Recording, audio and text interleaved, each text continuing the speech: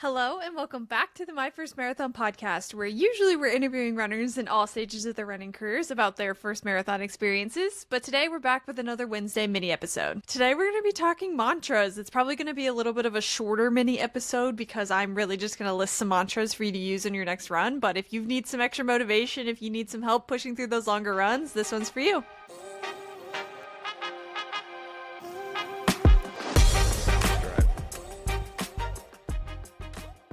All right, welcome back. I did a little bit of research for this one from guests that have been on the show because almost every single runner that I've had on the show, I try to ask like pretty similar questions so y'all can get a feel for things that are different from episode to episode and runner to runner. But usually I end up asking something like, what were you saying to yourself in that moment? Or what were you saying to yourself in a tough moment to help yourself push through to the finish line or to finish the run or whatever it might be? So I went back through and I listened to some of those episodes where I asked that question and kind of compiled a list of 6 running mantras that have seemed to be the most successful and most useful for the variety of runners that we've had on the show. So this is 6 running mantras to help you get through those tough runs. Number 1, we're going to start with a really obvious one, and that one is I can do hard things. I feel like a lot of times when we're talking about whys as runners or the reason why that we like to run or that we run, a lot of times people will say something like, I do it because I can do hard things. So it's just a play on that, turning that into a mantra. And when you're on a long run and you're in a difficult moment and you're having to push through something hard, just saying to yourself, like, I can do hard things. And I think the longer you're a runner, the more that you have experiences that you can pull on as well when you say something like that. Like, I can do hard things because I've already ran a marathon, or I can do hard things because I tackled the 6-mile run last weekend that was really hard, whatever it might be.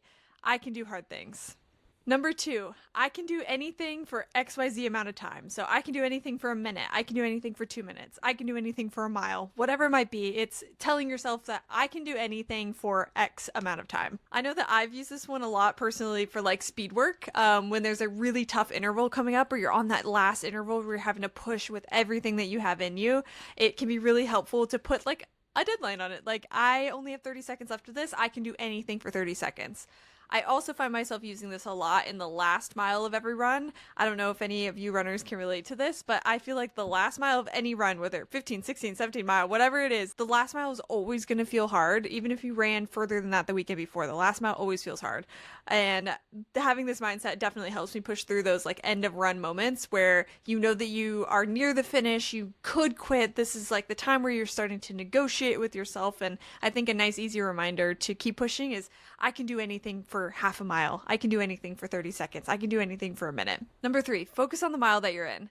I think a lot of times it's really easy to get out of the present and into our own head when things are getting really hard, right? Like, it's really easy to take yourself out of a run and be in a completely different world. It happens to me when I hit the quote unquote wall. I know a lot of runners talk about that when they hit the wall as well, where you can just get really out of center with yourself and you can feel very out of body and very weird and very in your head about things. So a nice mantra to remind yourself to be present is to say, focus on the mile that you're in. Don't worry about, if you're halfway through the run, don't worry about the second half of the run. Worry about the mile that you're in. Worry about taking a step forward. I always like to say, I don't have this on this list, but this would definitely be an honorable mention for mantras, is like, forward is a pace.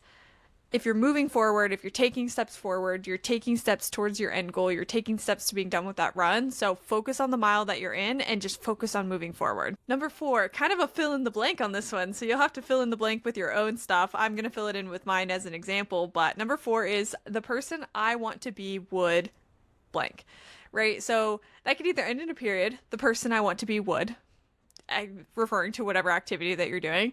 But for me, I like to put something more specific on that. I had a hard time for a long time developing a good morning routine. I've always been a morning person, so I do have that to my advantage, but developing a good morning routine so that I could get out the door on time, fed, well-fueled, in the time that I want to get done, it was always kind of tricky for me. I like to, as my sign behind me says, I like to dilly-dally, especially in the morning. And to get myself outside, to help myself find like internal motivation to go outside, especially in the beginning of my running career, I would always say something like, the person I want to be would get out the door. The person I want to be would put on running shoes.